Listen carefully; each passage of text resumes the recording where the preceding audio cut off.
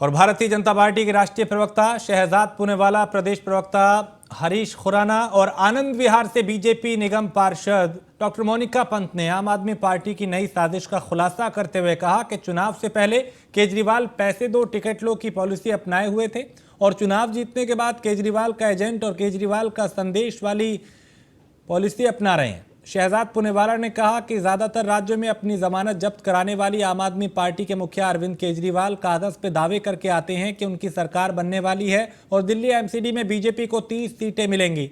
उन सब दावों और झूठे वादों का दिल्ली की जनता ने उन्हें फेल कर दिया है।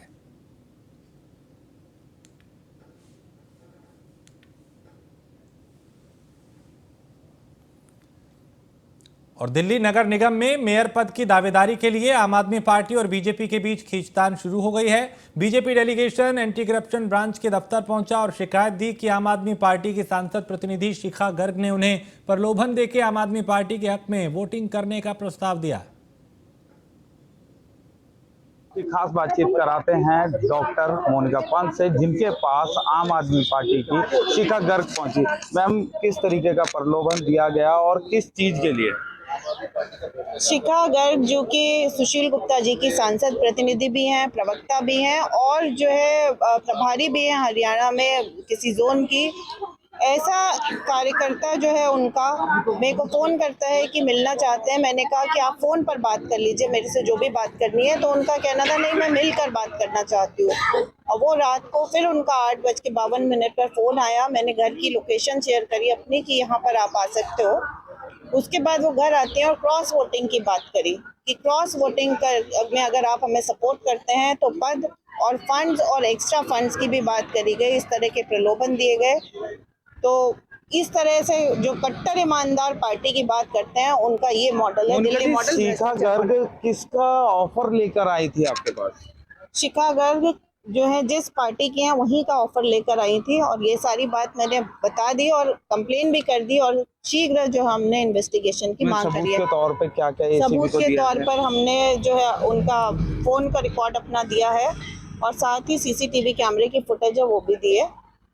ये थी हमारे साथ डॉक्टर मोनिका पंत, जो अभी एसीबी के अंदर अपने घर पर प्रलोभन देकर क्रॉस वोटिंग के शिखा गर्ग के खिलाफ कंप्लेंट देकर यहाँ पहुंची हैं। और अब देखना ये होगा कि मेयर पद की खींचतान में कब तक ये जारी रहेगी। किरणपाल सिंह पद के लिए खींचतान जारी है। हमारे साथ खास बातचीत के लिए मौजूद है विजेंद्र गुप्ता जी। सर, भाजपा सबूतों के साथ बात करती है, किस तरीके के सबूतों को आज एसीबी में दिया? सबूतों के साथ आए हैं हम और पूरी डिटेल हमने एसीबी को सौंप दी है।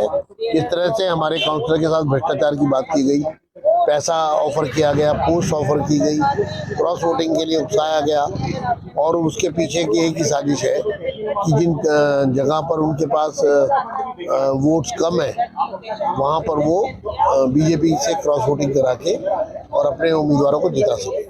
विजेंद्र जी, वहीं आम आदमी पार्टी का आरोप है कि बीजेपी ऑपरेशन लोटस खेल रही है यहाँ पर। ये आफ्टर थॉट है, क्योंकि जब हम ये मामले का खुलासा हमने किया तो उससे बौखला कर उन्होंने ये आरोप लगाने शुरू किए। सर, क्या सबूत दिए हैं आपने एसीबी को? हमने एसीबी को पी रजिस्टर हो गई है और एसीबी को हमने सारे सबूत सौंप दिए। हमारे साथ विजेंद्र गुप्ता, जिनका कहना है कि मेयर पद में क्रॉस वोटिंग के लिए आम आदमी पार्टी की तरफ से बीजेपी के निगम पार्षद को प्रलोभन दिया जा रहा था। नगर निगम और पंजाब में इन दिनों खालिस्तानी मूवमेंट काफ़ी तेज़ी के साथ सक्रिय हो रहा है और खालिस्तान की तरफ से लगातार हिंदूवादी नेताओं को कई तरह के धमकियां दी जा रही हैं। और अभी हाल ही में पंजाब में एक हिंदू नेता की हत्या खालिस्तानियों ने कर दी थी, जिसके बाद से अब दिल्ली शिवसेना अध्यक्ष मंगत राम मुंडे को खालिस्तानियों ने मोबाइल पे मैसेज भेज के जान से मारने की धमकी दी है। पंजाब में अब खालिस्तानी मूवमेंट एक्टिवेट हो गया है, यानी कि तरन तारण में जो हमला हुआ था उसमें भी खालिस्तानी जो हाथ है वो पाया गया था, सूत्रों के हवाले से खबर है। और लगातार जो खालिस्तानी है वो हिंदू नेताओं को अटैक करने की साजिशें रच रहे हैं। और हमारे साथ दिल्ली प्रदेश के अध्यक्ष हैं शिवसेना के मंगत राम मुंडे जी।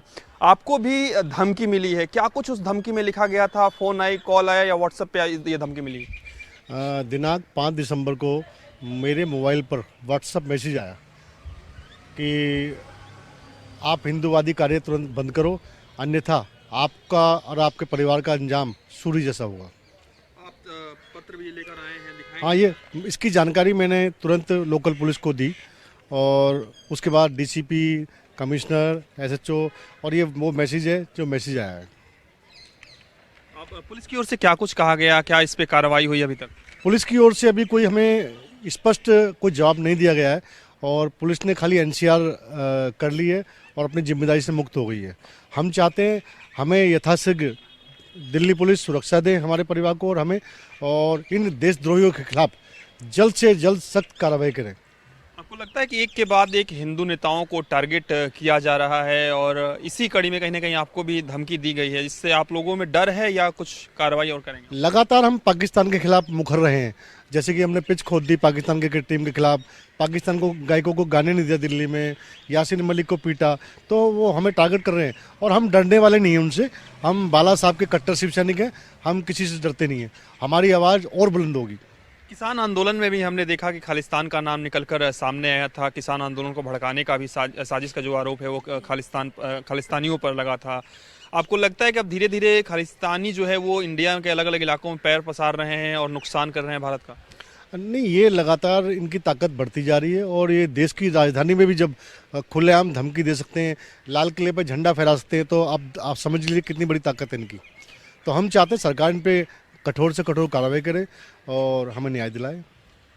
बिल्कुल, तो आप साफ तौर पे सुन रहे हैं किस तरीके से जो कार्रवाई की मांग है वो यहाँ पे की जा रही है।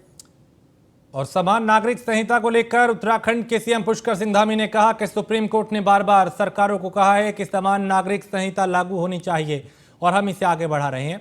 कमेटी बना दी गई है और काम काफी आगे बढ़ गया है। कुछ ही महीनों में ड्राफ्ट बना के हम इसे लागू करने की दिशा में आगे बढ़ेंगे। देखिए, ये तो माननीय सुप्रीम कोर्ट ने भी बार बार सरकारों को कहा है कि समान नागरिक संहिता लागू होनी चाहिए और ये स्टेट के उसमें हम तो इसमें आगे बढ़ ही गए हैं। हमने वहाँ कमेटी बना दी है और हमारा काम काफ़ी आगे बढ़ गया है और कुछ ही महीनों में हम जो है पूरा अपना ड्राफ्ट बनाकर उसको लागू करने की दिशा में आगे बढ़ेंगे। लोग विरोध कर रहे हैं सर इसका। देखिए, अब विरोध के लिए कोई विरोध करे, जो लोग तुष्टीकरण की राजनीति करते रहे हैं, तुष्टीकरण जिनको भाता रहा है, केवल वोट के लिए जो काम करते रहे हैं, जिन्होंने देश के लिए काम नहीं किया, समाज के लिए काम नहीं किया, समाज जोड़ने के लिए काम नहीं किया, वो लोग इस प्रकार की बातें कर रहे हैं। और दिल्ली महिला आयोग ने देश में कई लोगों की अचानक हुई मौत को गंभीरता से लेते हुए केंद्र और दिल्ली सरकार के स्वास्थ्य सेवा महानिदेशक और Indian council of medical research को नोटिस जारी किया है। स्वाति मालीवाल ने इन सारी घटनाओं को दुर्भाग्यपूर्ण बताते हुए क्या कुछ कहा, उन्हें सुनते हैं। देख रहे हैं कि देश में कई मौतें हो रही हैं। एक 20 साल की लड़की अपनी शादी के दौरान उसको हार्ट अटैक आता है और वो मर जाती है। एक 16 साल का बच्चा क्रिकेट खेलते हुए मर जाता है। इस तरीके से कोई नाचते हुए, कोई जिम जाते हुए, अलग अलग कहानियां निकल कर आ रही हैं, जिसमें इतनी वीडियो सर्कुलेट हो रही हैं, जिसमें दिखाया जा रहा है कि कैसे अपना रूटीन का काम करते हुए लोग बस गिर जाते हैं और उसके बाद मर जाते हैं। तो मैंने नोटिस इशू करा है भारत सरकार को और दिल्ली सरकार को, क्योंकि मैं ये जानना चाहती हूँ कि इन मौतों का क्या कारण है। क्या कोई जांच हुई है? क्या कोई कमेटी सेटअप करी गई है जो कि ये इन्वेस्टिगेट करे कि ये जो देश भर में अजीब से केस आ रहे हैं, इनमें क्या हुआ? ऐसा क्या हुआ कि इंसान बस अपनी जिंदगी जीते हुए तुरंत उसी वक्त मर गया? तो मेरे हिसाब से इसके ऊपर कमेटी बनने की बहुत जरूरत है। मैंने नोटिस इशू करा है क्योंकि मैं जानना चाहती हूं कि जांच के क्या क्या पहलू हैं, क्या कुछ जांच हुई भी है या नहीं हुई है, और लोगों को क्या हिदायत दे रही है सरकार। बहुत जरूरत है कि लोगों को बताया जाए कि किन कारणों से ये मौत हो रही है और उनसे कैसे बचा जाएगा। तो इसके ऊपर कोई व्हाइट पेपर बना है या नहीं, इसको लेके मैंने भारत सरकार और दिल्ली सरकार को नोटिस इशू किया है। और रोहिणी सेक्टर 7 में रहने वाले डॉक्टर राजीव शर्मा का आरोप है कि उन्हें नॉर्थ रोहिणी थाने की पुलिस द्वारा प्रताड़ित किया जा रहा है। साथ ही उन्होंने ये भी खुलासा किया कि उन्हें जिस महिला ने रेप का आरोप लगाया वो एक वीडियो में कहती हुई नजर आ रही है कि राजीव शर्मा ने मेरे साथ कुछ नहीं किया है। जब 16 में रहने आए थे और हमने अपने नीचे वाले शामलाल से सेकंड फ्लोर हमने उससे ख़रीदा था, मेरे मदर फादर ने। लेकिन जब से हम यहाँ पर आए हैं, एक तो उसने मुहिम छेड़ रखी है कि किसी भी तरीके से हमारे को यहाँ से निकालने की और हमारी प्रॉपर्टी को ग्रैब करने की। और दूसरे, इस थाने के किसी भी एसएचओ ने, जो पहले एसएचओ आकाश था और जो प्रेजेंट एसएचओ भूपेश कुमार है, इन लोगों ने कोई कोशिश नहीं छोड़ी है कि हमारी प्रॉपर्टी को ये लोग ग्रैब करें उन लोगों के साथ और मिल बांट के हमारी प्रॉपर्टी पर कब्जा करें। मेरी मदर पिछले साल 14 मार्च को भगवान को प्यारी हो गई। उसके बाद मेरे फादर बहुत बीमार रहने लगे, जिनको लेके मेरा काम सिर्फ ये रह गया था कि मैं उनका इलाज कराने के लिए उनको लेके जाऊँ आईसीयू में। आईसीयू में हम एक महीना रहकर आते थे। जब मेरे फादर ठीक होते थे हम यहाँ पर आते थे। हम दुनिया में कुछ नहीं चाह रहे थे, मैं सिर्फ ये चाह रहा था कि मैं उनका इलाज कराऊँ। और मेरे फादर जो है डिप्टी कलेक्टर MCD से रिटायर्ड थे। वो बहुत अच्छी रॉयल फैमिली से हम लोग बिलोंग करते हैं और हम लोग ब्राह्मण हैं बाई कास्ट। लेकिन इन लोगों ने और हमारे नीचे वालों ने और पुलिस ने हमें इतना भी नहीं लायक छोड़ा कि अपने फादर साहब का इलाज करवाएं, बल्कि इन लोगों ने ऐसा कर दिया यहाँ के एसएचओ ने कि एम्बुलेंस तक का रास्ता रोका। यहाँ 2000 और जेएनयू में ब्राह्मण बनिया विरोधी स्लोगन पे सियासत गरमा गई है। सामाजिक कार्यकर्ता आजाद महेंद्र कुमार ने जवाब में नया नारा लिखा और आजाद महेंद्र कुमार ने दीवारों पे लिखा, वामपंथी भारत छोड़ो।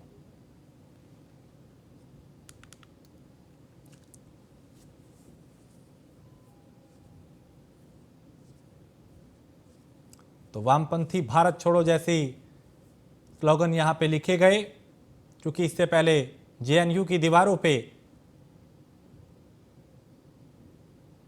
विवादित स्लोगन जो हैं वो लिखे गए थे और उसके बाद सियासत भी उस पर खूब गरमाई। ये विवाद काफी बढ़ता चला गया और अब वामपंथी भारत छोड़ो जैसी बातें लिखी जा रही हैं।